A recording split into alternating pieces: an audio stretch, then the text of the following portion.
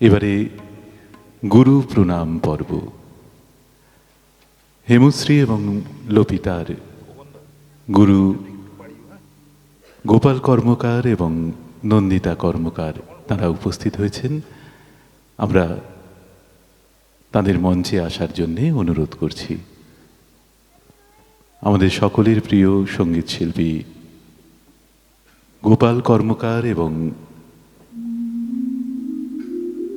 নন্দিতা কর্মকার তারা উপস্থিত হয়েছেন। আমরা মঞ্চে আহ্বান জানাচ্ছি তাদের।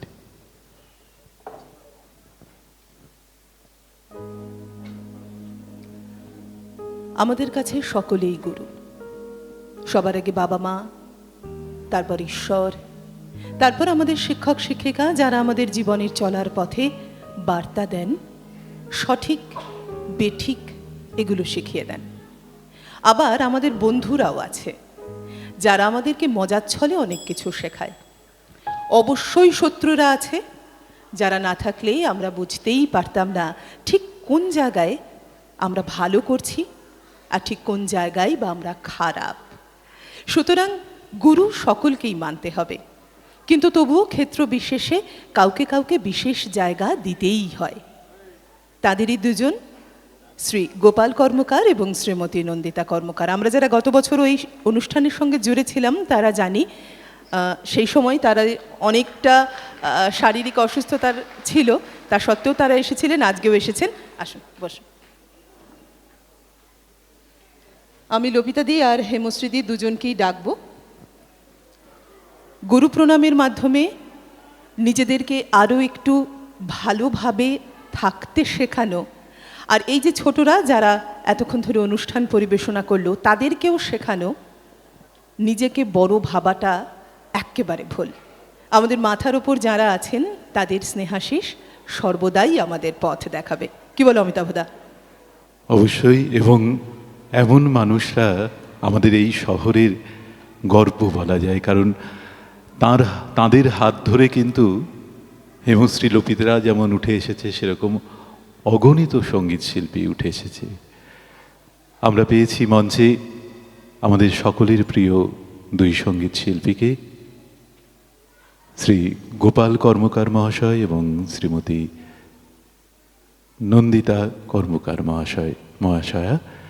আমরা তাদেরকে গুরু প্রণাম জানাবো এবারে।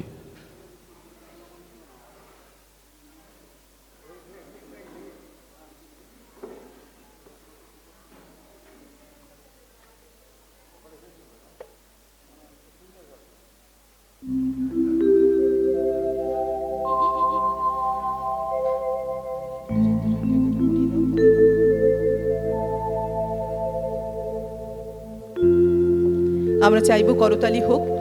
গুরুদেরকে তো আমরা সবার পক্ষে সম্ভব হয় না পা ধরে নমস্কার করা, তো সেটা করতালির মাধ্যম দিয়েই চলুক, এগিয়ে যাক, এবং এই গুরু শিষ্য পরম্পরা আমাদের বজায় থাকুক চিরদিন চিরকাল।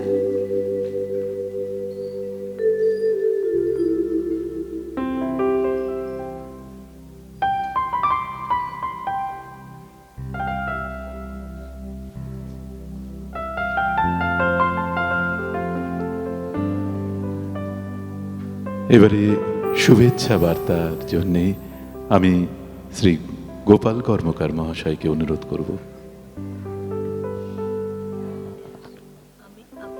আমি সবাইকে, যারা যারা উদ্যোক্তা এবং এখানে যারা রয়ে গেছে সবাইকে আমি আন্তরিক শুভেচ্ছা জানাচ্ছি, আশীর্বাদ জানাচ্ছি। হেমশ্রী লপিতাকে অনেক শুভেচ্ছা এবং আশীর্বাদ, আর সর্বাঙ্গীন সৌন্দর্য অনুষ্ঠান হয় এই প্রার্থনা করি। সবাইকে শুভেচ্ছা। হেমশ্রী লপিতা আমাদের সন্তান সম, ছাত্রী তো বটেই, সন্তানও হয়ে গেছে আমাদের। ওদের আরও অনেক উন্নতি কামনা করি, আরও অনেক এগিয়ে যাক। আর আমাদের কাছে যে ওরা কি সেটা বলে বোঝানো যাবে না। অনেক অসুস্থতা সত্ত্বেও প্রতিবার ওদের এই অনুষ্ঠানটায় আমরা আসি, ওদের উৎসাহ দেওয়ার জন্য, ওদের এগিয়ে যাওয়ার জন্য। আপনারা সবাই ভালো থাকবেন, ওরা ভালো থাকুক। নমস্কার।